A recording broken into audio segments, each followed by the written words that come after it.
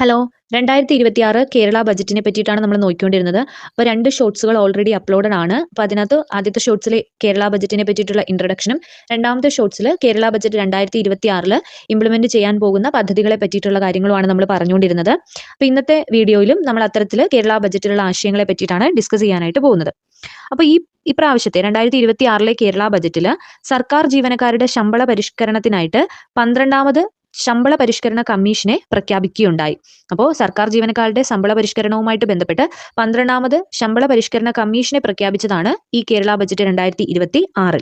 അതുപോലെ തന്നെ ഈ ബജറ്റിൽ പറഞ്ഞൊരു ആശയമാണ് റോഡ് അപകടങ്ങളിൽ പെടുന്നവർക്ക് ആദ്യത്തെ 5 ദിവസം സൗജന്യ ചികിത്സ നൽകുന്നതിന് വേണ്ടിയിട്ടുള്ള ഒരു പദ്ധതി കൊണ്ടുവന്നു. അതാണ് ലൈഫ് സേവർ പദ്ധതി എന്ന് അറിയപ്പെടുന്നത്. അപ്പോൾ റോഡ് അപകടങ്ങളിൽ പെടുന്നവർക്ക് ആദ്യത്തെ 5 ദിവസം സൗജന്യമായിട്ടുള്ള പരിരക്ഷ നൽകുന്നതിന് വേണ്ടിയിട്ട് അല്ലെങ്കിൽ ചികിത്സ നൽകുന്ന ഒരു പദ്ധതിയാണ് ലൈഫ് സേവർ പദ്ധതി എന്ന് പറയുന്നത്.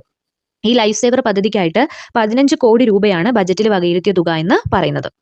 അതുപോലെ കേരള ബജറ്റ് 2026 ഒരു പ്രധാനപ്പെട്ട ഒരു ആശയം എന്ന് പറയുന്നത് എല്ലാ പൗരന്മാർക്കും ഫോട്ടോയോട് കൂടിയ ഒരു നേറ്റിവിറ്റി കാർഡ് നൽകുന്ന ആദ്യത്തെ സംസ്ഥാനമായിട്ട് കേരളം മാറുന്നതാണ് ഈ പറയുന്ന ബജറ്റിൽ പറഞ്ഞത്. എല്ലാ പൗരന്മാർക്കും ഫോട്ടോ പതിച്ച നേറ്റിവിറ്റി കാർഡ് നൽകുന്ന ആദ്യ സംസ്ഥാനമായിട്ട് മാറുകയാണ് കേരളം എന്ന് പറയുന്നത്. അടുത്തൊരു പദ്ധതിയാണ് സ്കൂൾ വിദ്യാർത്ഥികൾക്കായിട്ടുള്ള ലൈഫ് ഇൻഷുറൻസ് പദ്ധതി. അപ്പോൾ ഈ പറയുന്ന സ്കൂൾ വിദ്യാർത്ഥികൾക്കായിട്ടുള്ള ലൈഫ് ഇൻഷുറൻസ് പദ്ധതിക്ക് വേണ്ടിയിട്ട് 15 കോടി രൂപയാണ് ബജറ്റിൽ മാറ്റിവെച്ച തുക എന്ന് പറയുന്നത്.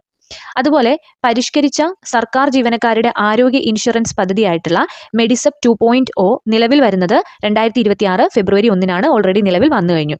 അത് ബജറ്റിലൂടെ പറഞ്ഞൊരു ആശയമാണ്. അപ്പോൾ 2026 ബജറ്റിൽ പറഞ്ഞ ഒരു ആശയമാണ് 2026 ഫെബ്രുവരി 1 പരിഷ്കരിച്ച സർക്കാർ ജീവനക്കാരുടെ ആരോഗ്യ ഇൻഷുറൻസ് പദ്ധതിയായിട്ടുള്ള മെഡിസെപ് 2.0 നിലവിൽ വരുമെന്ന് പറഞ്ഞിരുന്നു. അതുപോലെ ബജറ്റിൽ പറഞ്ഞ മറ്റൊരു ആശയമാണ് VS അച്യുതാനന്ദന്റെ പോരാട്ടങ്ങൾ അടയാളപ്പെടുത്തുന്ന VS സെന്റർ എന്ന് പറയുന്ന സെന്റർ തിരുവനന്തപുരത്ത് നിലവിൽ വരുന്നതുമായിട്ട് ബന്ധപ്പെട്ട് ബജറ്റിൽ 20 കോടി രൂപയാണ് അതിനായിട്ട് പ്രഖ്യാപിച്ച തുക എന്ന് പറയുന്നത്. VS സെന്ററിന് വേണ്ടിയിട്ട് മാറ്റിവെക്കുന്ന തുക എന്ന് പറയുന്നത് 20 കോടി രൂപയാണ്. ഇനിയും നമുക്ക് ഈ പറയുന്ന 2026 കേരള ബജറ്റിനെ പറ്റിയിട്ടുള്ള ആശയങ്ങൾ പറയാനായിട്ടുണ്ട്. അത് അടുത്തൊരു ഷോർട്സ് ആയിട്ട് അപ്ലോഡ് ചെയ്യാം. അപ്പോൾ വീഡിയോസ് യൂസ്ഫുൾ ആണെങ്കിൽ ലൈക്ക്, ഷെയർ, ചാനൽ ഒന്ന് സബ്സ്ക്രൈബ് കൂടി ചെയ്തേക്കുക. അടുത്ത വീഡിയോ കാണാം. താങ്ക്